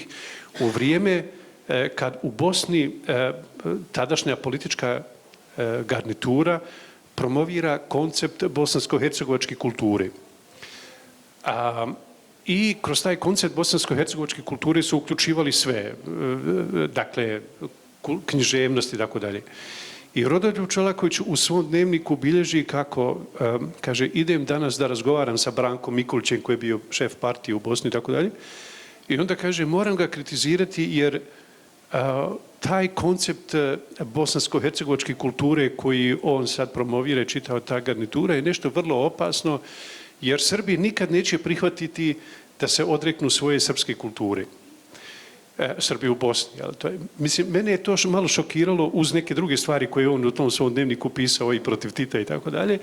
Ali, dakle, i tu vidimo koliko i oni koji smo mi mislili da promoviraju jugoslavenski identitete u red, ali koliko je zapravo jak bio taj etnički element, ili taj etnički faktor. Ali to je upravo nešto što je onda, po mom mišljenju, zapravo gradilo jugoslavensku kulturu. Dakle, ona nije bila negacija ovih etničkih posebnosti i nije bila negacija ovih nacionalnih identiteta koji su promovirani, koji su izvođeni iz ove etničke šarolikosti, ali je taj jugoslavenski identitet i na razne kulture, mislim, ostaloga bio zapravo neka vrsta simbioze tih različitosti. I sad to se gradilo opet na različite načine. Naprimjer, postojalo je nešto što se zvalo, mislim, otprilike ovako, zajednice za međurepubličku kulturnu saradnju. Jedna je bila recimo u Pljevljima, drugi su bile ne znam negdje drugdje. I one su promovirale, dakle okupljale neke lokalne zajednice koje su prelazile ove republičke granice. Srbija, ne znam, Bosna i Hercegovina, Crna Gora, pa Srbija, Hrvatska, Bosna i Hercegovina i tako dalje. I te lokalne zajednice su prelazile ove republičke granice, gradile su neke zajednice kulture koje su onda imale razne, ne znam, manifestacije koje nisu bile, koje su zapravo bile i u sebi sadržavale sve ove šarolikosti, ali upravo ta šarolikost je nešto što je bio opći jugoslavenski identitet, a ne stvaranje jedne zajedničke kulture. Hvala. Bom tule zdaj tole o kulturi zabelil z enim podatkom, ker ste na vprašanje, ki sem ga sicer hotel zastaviti, potem, ko bom to govoril, ste vi zdaj že sami zapeljali, ker je bilo zelo lepo, ampak pogledal sem šel na Wikipedijo, kar bi pomenilo, da seveda je to odgovor oziroma vtis, informacija, ki jo dobi nek naključni obiskovalec, pa me je zanimalo jugoslovanska kultura. In pogledal sem, obstaja seveda geslo o filmu Oče na službeni poti, ki je v Cannesu leta 1985 dobil Zlato palmo. V jezikovnih različicah slovenska, srbska, angleška, nemška, španska, francoska, portugalska, bolgarska in ruska piše, da gre za jugoslovanski film. Pustimo, kaj zdaj oni, ne bomo šli zdaj do Italije, ali oni te mislijo jugoslovanski po državi ali jugoslovanski po neki poenoteni jugoslovanski kulturi, to pustimo, ampak uporabljajo ta izraz. Potem pa naprej imamo pa še za nekaj drugih jezikov Hrvaška. Nič. Film Emira Kusturice. Nič o izvornosti avtorja ali poreklo države, film ali karkoli. Bosanska isto, torej bosanski jezik, ne govorimo o državah, govorimo o jezikih v Wikipediji. Bosanska ravno tako nič, čeprav bosanska različica pri tem geslu ima na dnu seznam bosanskih filmov. Ne? Torej, nekam napeljuje drugam. Ne? Tudi Srbo-Hrvaška, torej tudi ta jezikovna različica obstaja, tudi ta tega nima nič o besede jugoslovanski, bosanski ali karkoli, podobno tudi italijanska, poljska in pa nizozemska. Zdaj, predno imamo potem en zaključek, imam še eno vprašanje ali pa vprašanje in pol v zvezi z vplivom gospodarstva na modernizacijo in poenotenje, ki ga pa bom začel pravzaprav z enim silno enostavnim vprašanjem. Pa bo mogoče Božo začel. Kaj je pomembneje, pralni stroj ali avto? Kaj je pomembneje, pralni stroj ali avtomobil? Ja, odvisno, to odgovarja moški ali ženska. Ja, no, jaz bi rekel tako, kar zadeva modernizacije na splošno. Slovenci smo živeli recimo v več nacionalnih tvorbah. Vsaka je na nek način pomenila modernizacijo. Ker mi govorimo zdaj o jugoslovanski, ampak socialistični jugoslovanski, ampak socialistična jugoslovanska saj ima v bistvu korenine v kraljevi jugoslovanski, to je, če govorimo o gospodarstvu sploh, to je kolega Lazarevič veliko pisal, pa tudi drugi, o začetkih industrializacije in tako naprej. In Avstro-Ogrska je pri nas prinesla južno železnico, prinesla je parlamentarizem, se pravi neke osnove političnega obnašanja in tako naprej. Koliko je to povezano z nacijo, je težko reči, oziroma z narodom ali nacijo, dokler nimamo države, torej z narodom, je težko reči, ali je to pozitivno ali je negativno. Avstro-Ogrska je bila multinacionalna država, Slovenija je bil multinacionalni teritorij. Slovenci so imeli večino samo na Kranjskem. Bila je pač ta velika medsebojna nacionalna nasprotnost z Nemci, ampak vprašanje je z modernizacijskega stališča, ali smo mi dobili ali smo izgubili s tem, ko smo postali ena nacionalna država. No, tukaj bom končal, rekel bi samo še to. Zame je veliko vprašanje, jaz lahko modernizacije identificiram za te sisteme, ki sem jih govoril, o katerih sem govoril. Zame je pa veliko vprašanje, ali je Slovenija modernizacija in ali je Evropska unija modernizacija. Hvala.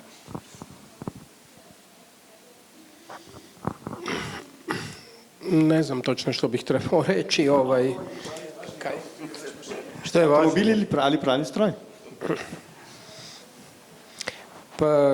Prva perilica za rublje, jedna od prvih, je pokazana na Zagrebačkom velesajmu 1957. godine, kada je američki supermarket predstavljen u američkom paviljonu na velesajmu. 57. Možda je 58. Oprostite, pisao sam članak o tome, ali... I tada su Amerikanci, dakle, predstavili supermarket, što je izazvalo apsolutno oduševljenje među građanima Zagreba i svi koji su dolazili tamo posjetiti. Svaki 1000. je dobivao poklon paket sa polica koje su uzete i tako dalje, jer su prvi put vidjeli nešto što mi nismo imali. Nismo imali samo poslužne dućane i naravno nismo imali takvo obilje materijala.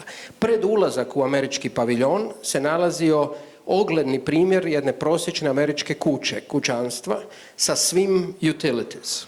od kojih je jedna bila i veš mašina. I to je vidjela žena od Jakova Blaževića, koja mu je rekla moraš kupiti to.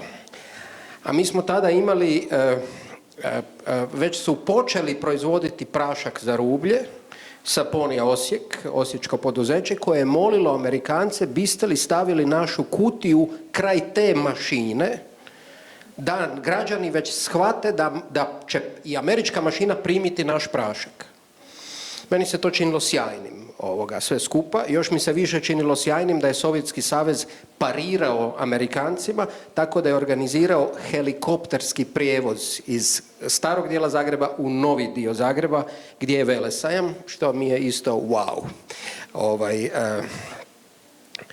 Do veš mašine je bilo lakše doći u jednom trenutku i mislim da je to išlo ruku pod ruku. Možda su neke individualni slučajevi gdje je bio automobil ili ne, ali mislim da je to relativno brzo išlo, a kako je to išlo, teško u nekim krajevima. Ja ću ilustrirati jednim poznatim vicem iz toga vremena, kad je došao seljak iz grada u neboder i pokazuje mu stan koji je dobio i kaže ovo je spavača soba, ovo je kuhinja, ovo je dječja soba, ovo vam je WC i on kaže kud baš WC u mom stanu? Da, pa ja isto ne znam šta, kao tvrtko ne znam šta bih rekao, ali možda ovo. Mi u Bosni nismo imali tvornicu veš mašina, ali smo imali pravili ste golf. Da, ali sklapali smo golfove, na primjer, koje nismo mogli kupiti, naravno, ali smo ih tu sklapali, oni su se prodavali i pokazali su se fantastičnim, pogotovo onaj golf kec ili golf dvica, jer su i 90. godina prvo mogli, bili su beskrajno snažni, i mogli su neuništivi su skoro bili. Možda bi ja htio reći još ovo, možda kao zaključak, ili u zaključnom mom obraćanju, kad govorim uopće o modernizaciji i tom odnosu prema Jugoslaviji uopće i čitavom tom napretku koji je postignut poslije 1945. Možda na jednom primjeru o kojem nismo večeras ovdje govorili, čitavo jedno polje, a Bože je to nekako pominjao, pitanje demokratizacije. Ali ja bih možda to na primjeru vjerskih zajednica pokazao. Kada danas nekako u Bosni pogotovo pričamo ili kad ljudi pričaju o vremenu socijalizma i Jugoslavije, onda je taj narativ o mračnom dobu, ništa nismo imali slobode, nismo imali vjersku slobodu, nismo mogli da gradimo džamije ili crkve. Nismo imali voćnog jogurta. To u Hrvatskoj samo nisu imali, ali samo neki. I onda dolazimo do jedne situacije da recimo 90. godina imamo rat i nevjerovatno velika razaranja. I onda kažu da u ratu 90. je porušeno, 1000 džamija. I to je jedna priča. Druga priča je kako komunisti nisu nam dopuštali da gradimo džamije. A prije toga smo imali Drugi svjetski rat u kojem su četnici porušili sve džamije. I onda se postavlja pitanje, i to ja ponekad moje studente pitam, a odakle onda ovih 1000 džamija koji su porušene 90-ih, ako komunisti nisu dopuštali da se te džamije grade, a imali smo Drugi svjetski rat gdje je sve bilo porušeno. I onda ostaje naravno, počnemo da diskutiramo o tome. Dakle, možda je to jedno polje preko kog možemo vidjeti i ne znači da izgradnja džamije, ili ne kažem to koliko je to bilo proces modernizacije, ali hoću da kažem ovo i taj nedostatak o kojem danas puno govorimo, o nedostatku demokracije u jugoslavijskom socijalističkom razdoblju,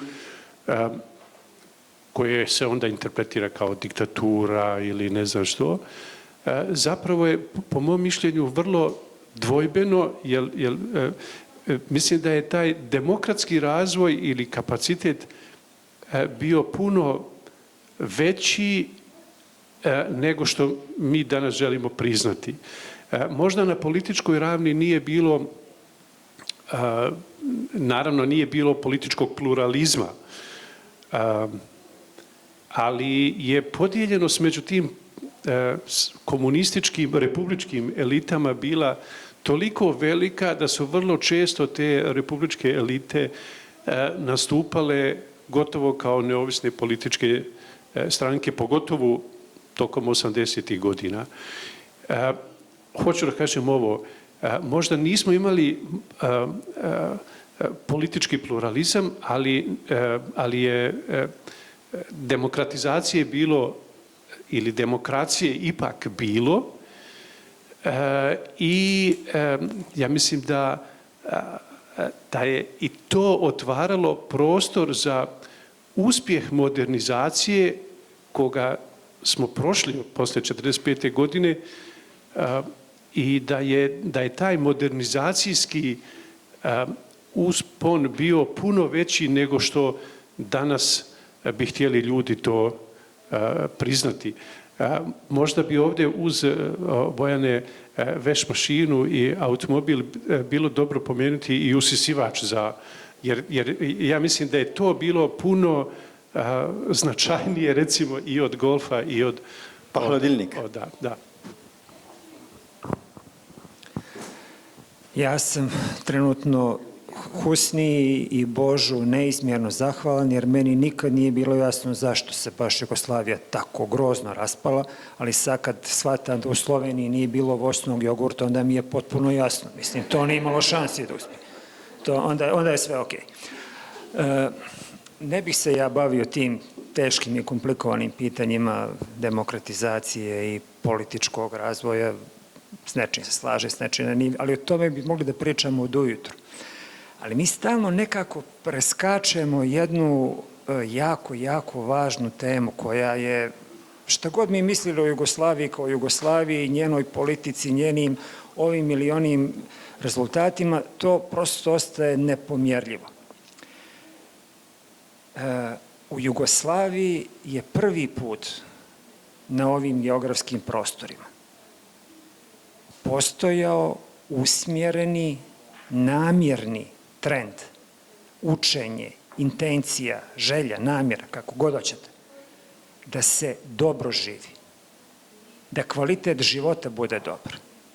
Ne samo da se postignu neki bolji rezultati na svojim profesionalnim planovima, da se proizvede više stolica ili šta god, nego da čovjek ima bolji kvalitet života, da u odnosu na broj stanovnika bude planiran broj prodavnica, broj parking mjesta, količina zelenila, školskih objekata, zdravstvenih objekata, ta grozna priča o planiranju.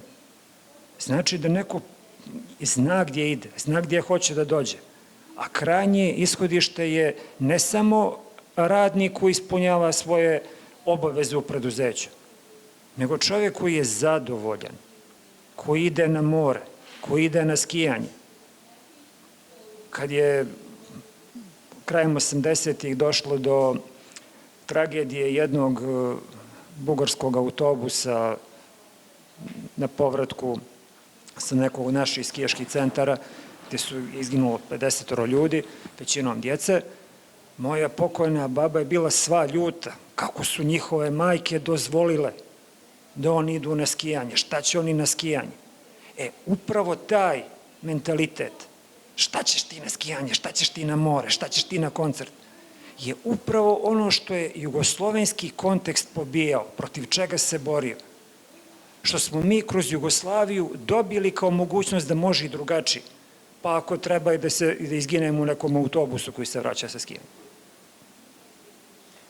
Te stvari su kategorijalno drugačije od svega što je postojalo u svim državnim i društvenim porecima svih tvorevina na Balkanu prije Jugoslavije. Ne kažem ja da nisu ove države nastavile drugačije, da niko ne bi otišao na skijanje. Ne bojim se ja da bi propale žičare. Ali je isto pošteno reći da ta i takva Jugoslavija je apsolutno razvijala sve kategorije društvenog života u skladu sa najsavremenijim standardima bilo gdje. I mi kad govorimo o vremenu u Jugoslaviji i kad razgovaramo s nekim našim ispisnikom iz bilo koje zemlje svijeta, da jeste, neko u Njemačkoj je možda kupovao bolji auto i da mu je to lakše padalo. Ali mi smo kategorijalno imali sve što imao od najboljeg, od društvenog smisla i sa istočne i sa zapadne strane. Da li govorimo o kulturi, o robi široke potrošnje, o shvatanjima, namjerama, idejama. Jednostavno, kvalitet života u Jugoslaviji je u svakom mogućem smislu bio nešto što koliko god neko volio ili ne volio, to mora da prizna kao jako, jako visoko. Mnogo više nego što je bilo dotad, a ja se prilično usuđujem da kažem da ni nakon toga ihahaj, dugo je trebalo da se stigne, ako se negdje i stigla priča iz 88. 89. ili 90. Eto, hvala. Ja sam mislio nešto što je povezano, ali možda malo ipak apartno, ali kako je knjiga promovirana u Zagrebu prije nekoliko tjedana, a kolega je nedavno objavio članak upravo o tome, dakle kolega je Franko Dota, kod mene je doktorirao na povijest muške homoseksualnosti u Jugoslaviji, u SR Jugoslaviji. 1951. godine iz Beograda je došao prijedlog o dekriminalizaciji.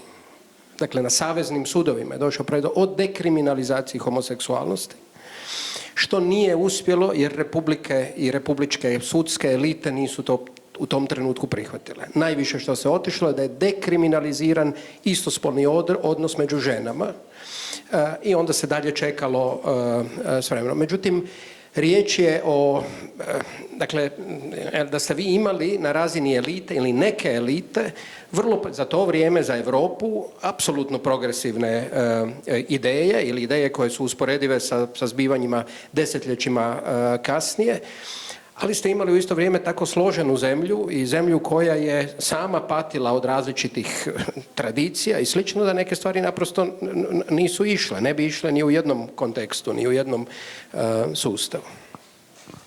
Ja, to je tudi vprašanje smrtne kazni, recimo, ne, in še nekaj takih stvari. No, jaz hočem reči samo še en stavek.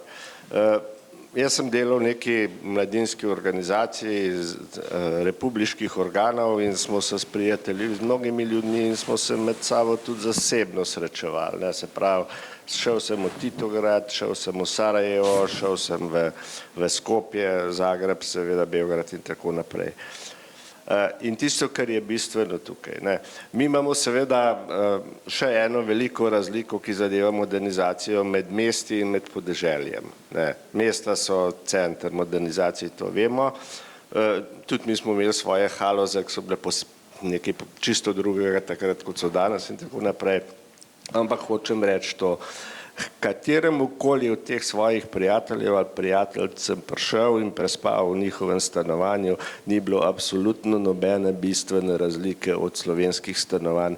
In to, ne glede na te, bi rekel, razlike, razvojne in tako naprej, je po moje eden največjih dosežkov Jugoslavije v teh vsaj v dveh desetletjih in pol. Hvala lepa. Jaz bi tukaj zdaj rekel na športni način, da mi smo prišli zdaj na ravnino pred ciljem in vam omogočamo, da seveda zdaj naredite ali pa to ciljno ravnino je krajšo ali daljšo, seveda odvisno od tega, koliko imate vprašanj za sogovornike.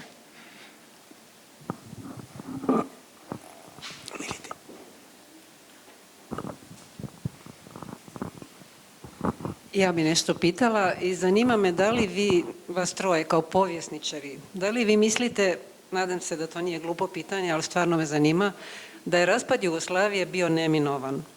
Da li vi mislite da je uz neke druge političke snage bilo moguće postići neko drugo uređenje ili konfederativno, neka politička pluralizacija, da li bi bila moguća neka socijaldemokratska stranka koja bi prevazilazila nacionalne okvire i tako dalje?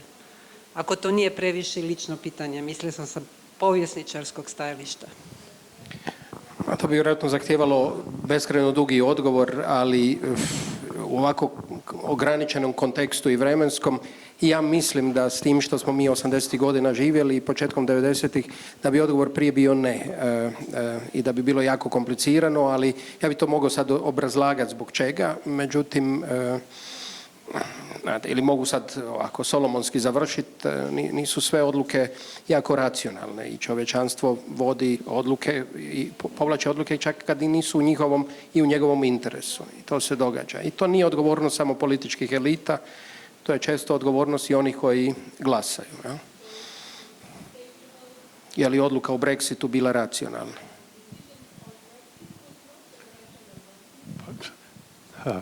Da, ja mislim da naravno da nije bio neminovan, ali on se desio i sad mi možemo razmišljati o tome šta bi bilo da se nije raspala, ali svakako nije se morala raspasti, ali raspala se. Imamo sad 1000 razloga i možemo to objašnjavati zašto se raspala. Jel? Ja mislim da nije bilo spremnosti političkih elita da očuvaju Jugoslaviju. I to ne samo ovih koji su stvarno radili na raspadu Jugoslavije, nego mislim da nije bilo spremnosti ni onih koji su željeli Jugoslaviju, ali nisu bili spremni na određene reforme koje su mogle voditi ka očuvanju Jugoslavije. Jednom sam pričao sa Rajfom Dizarevićem koji je još uvijek živ i on mi je rekao da mi nismo bili spremni, da smo možda prihvatili neke reforme ranije, možda se Jugoslavija mogla transformirati i preživjeti, ali mi nismo bili spremni na to. Pa, znate kako, ja ako u nešto ne vjerujem u životu i vjerojatno ću do posljednjeg daha to smatrati nemogućim, to su neumitnosti. Nekad, dok sam ja bio mlad, bio neki crtani sa Duškom Doguškom, gdje on izlazi iz pijesku sred neke pustinje i kaže, jao, trebalo je da skrenem lijevo kod Albukerkija. Ko se sjeća tog crtača? Ostalo je paradigmatično to skretanje na pogrešnu stranu kod Albukerkija. Gdje smo mi skrenuli pogrešno, to možemo da pričamo 3 dana i 3 noći. Ali kao što smo skrenuli, smo se tako mogli da ne skrene. Moglo je sve da ode nekim drugim putem, moglo da bude i gore i bolje. Ali istorija nije šta bi bilo kad bi bilo. To je prazna priča. Mi možemo da se bavimo time šta je bilo. Možemo da pokušamo da utvrdimo uzroke zašto je bilo. Da utvrdimo, da kažemo, krivice i zasluge učesnika u čitavom tom procesu. Ali nijedan jedini istorijski proces nikad nije prosto rezultat moranja da je bilo tako. Ta sudbinska priča da prosto šta god ja radio ili ne radio, završit će na isti način, to je možda tako, ali ja u to svim svojim bićem ne vjerujem, niti išta što znam može to da potvrdi. Jugoslovenski raspad i državni i društveni i u smislu senzibiliteta je jedna od katastrofa 20. vijeka sa kojim ovaj prostor će da živi, koji je preživio, svi nastavljamo nekom drugom pričom i što se kaže da smo zdravo. Ali isto tako meni je strašno velika čast i veliko zadovoljstvo što su me kolege pozvale da budem ovdje, jer je ovo jedan od jako rijetkih foruma na opšte jugoslovenskom prostoru gdje se o Jugoslaviji priča sa namjerom da se ne blati. Možemo da kritikujemo, možemo da iznosimo stvari koje su bile problematične, alternative ovakve ili onakve. ali ne bacamo se blatom i kamenjem i fekalijama, kao što je postala uvriježena praksa onih koji su većinu svog trenutnog statusa, položaja, zasluga, privilegija, da kažemo, dobili na recidivima te tako grozne Jugoslavije. Mislim, opet da kažemo, šta god to bilo, to je prošlo. To je pitanje istorije. A onda, kad je već pitanje istorije, ajmo da o tome pričamo sa, kao što istoričari kažu, sine ira et studia.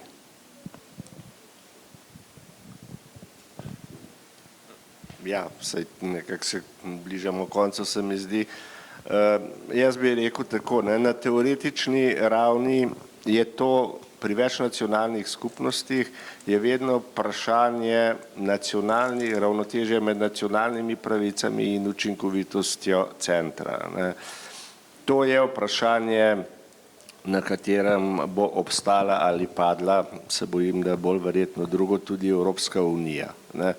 In v jugoslovanskem primeru mislim, da je bila zgodba končana tisti trenutek, ko so republike nehale pošiljati najbolj sposobne ljudi v Beograd in so jih zadržale zase. Ne. Ker potem ni bilo več jugoslovanske ideje. Bile so samo še nacionalne ideje.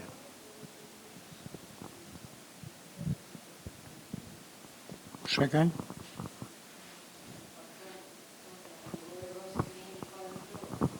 Nismo pošiljali najboljše v Evropsko unijo.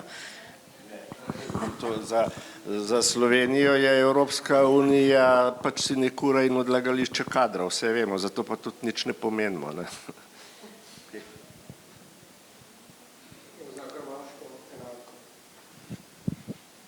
Plinković vse je več denarja dobi kot Slovenci. Dobro, če je to, potem smo po kratki... Še ima gospod Knight zadaj. Thank you very much. I'm not going to talk about Brexit. I'd like to thank the organisers for all their hard work and really interesting discussion. And I'd also like to put in a vote of thanks for our outstanding instant translators, interpreters, because that really made it possible to follow the very interesting discussions. But thank you very much. Hvala lepa. Potem predvidevam, da lahko prije Kornelija Alec malo bolj sem spredaj in formalno zaključi zadevo. Najlepša hvala. Jaz mislim, da si najprej naš panel zasluži en aplavz.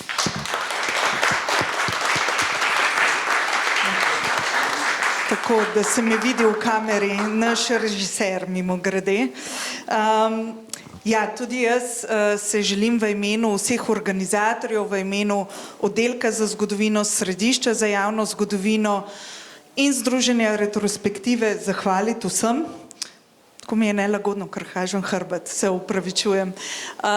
Predvsem se želim zahvaliti vsem, ki ste aktivno sodelovali na temu že tretjem Retrofestu. Jaz sem izjemno vesela, da nam je tudi tokrat uspelo ohraniti mednaroden značaj Retrofesta. Imamo namreč udeležence tako iz Britanije, da ne bom koga pozabila, Črne Gore, Kosova, Bosne in Hercegovine, Hrvaške in seveda Slovenije in Portugalske, evo sem pozabila nekoga, in Avstrije, ampak ja, Avstrije. Tako da izjemna hvala vsem, brez vas seveda Retrofesta ne bi bilo. Posebna zahvala gre našemu keynote speakerju, dr. Kitu Lowu, ki si je vzel čas in preživel ta teden v Sloveniji in nam dal izjemno zanimivo predavanje.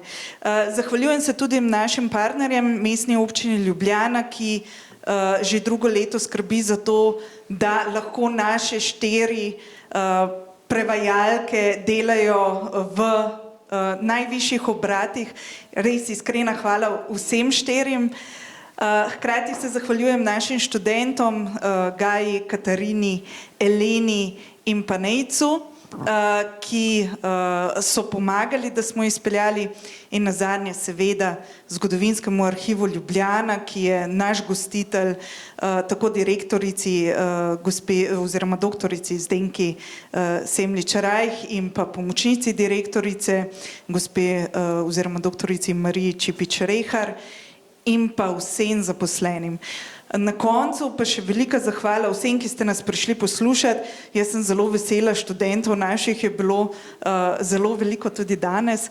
Zaradi vas v bistvu delamo Retrofest, ne delamo zaradi nas, ampak zaradi vas, in upam, da boste tudi naslednje leto obiskali Retrofest, namreč mi že imamo nove teme in se vidimo na 4. Retrofestu. Najlepša hvala vsem.